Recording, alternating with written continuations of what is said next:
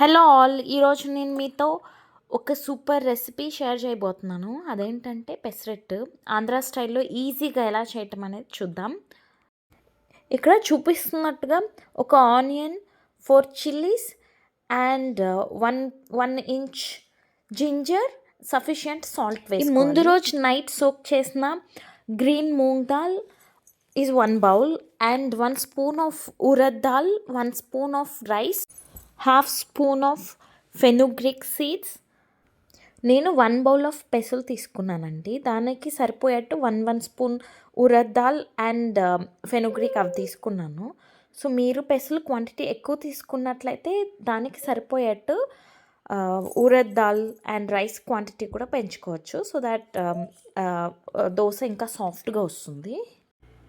మరీ సాఫ్ట్గా రుబ్బకూడదండి. ఇలా కొంచెం రఫ్గా ఉంటేనే మంచి క్రంచీగా ఉంటుంది దోస కూడా.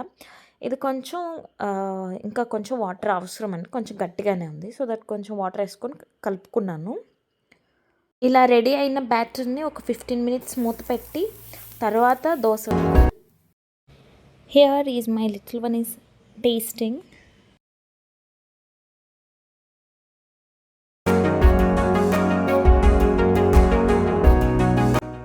It's time to serve myself, and I served with tomato pachadi, and it's so delicious. Definitely try you all in this way. It will be very delicious. Thanks for watching. Please like, share and subscribe to my channel.